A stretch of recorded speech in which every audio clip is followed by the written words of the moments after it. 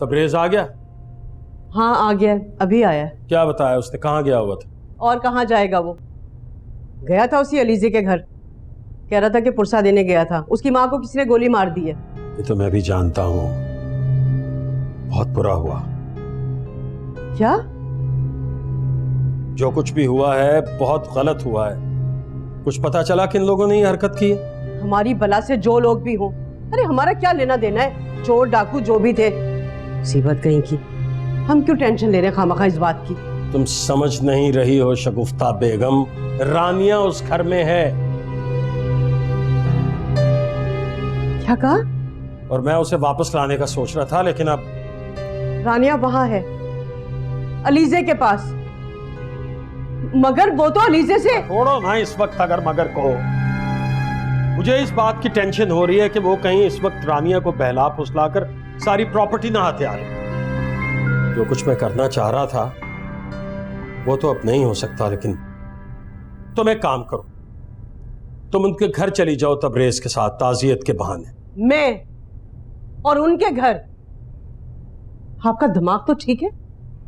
उस घर में मेरे जवान बेटे का कातिल रहता है, दंदनाता फिरता है वो वहां पर। मैं मर के भी वहां नहीं जाऊंगी। अरे बेवकूफ औरत, इस वक्त बात को समझने की कोशिश करो। तुम्हारा उस घर में जाना बहुत जरूरी है। तुम वहां पर जाओ और रानिया को किसी भी तरह से बहलाओ फुसलाओ, वापस लेकर आओ। इस वक्त उसका उस घर में रहना हमारे लिए अच्छा नहीं है।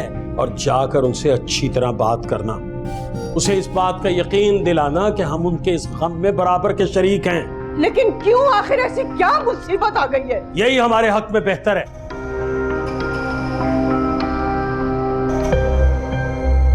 आखिर हो क्या गया आज?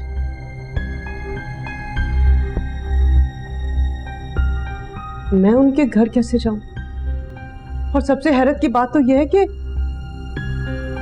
रानिया कैसे राजी हो गई? तो अलीजा से शदीद नफरत करती थी।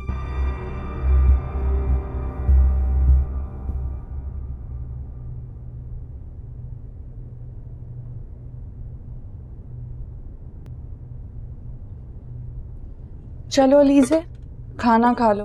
तुमने सुबह से कुछ भी नहीं खाया। मुझे भूख नहीं है। क्यों भूख नहीं है? इस तरह तो तुम बीमार हो जाओगी। चलो खाना खाओ। अनिया, मैंने तुमसे कहा ना मुझे भूख नहीं है। मुझसे कुछ नहीं खाया जाएगा इस वक्त। प्लीज तुम जिद मत करो। और तुम्हें मेरी इतनी फिक्र करने की जरूरत नहीं है, मैं ठीक हूँ। याद है कुछ अर्सा पहले तुम इसी तरह मेरा ख्याल रखती थी। मेरे ना चाहते हुए भी तुमने बहुत कुछ किया है मेरे लिए। हालांकि मैं तुम्हें धुतकारती रहती थी, लेकिन फिर भी तुम मेरा कितना ख्याल रखती थी। मुझे बचाते हुए खुद गिर गई। खुद मेरे लिए इतना कुछ कर सकती हो और मुझे इतना हक भी नहीं दोगी कि मैं तुम्हारे दर्द में तुम्हारा साथ दे सकूं।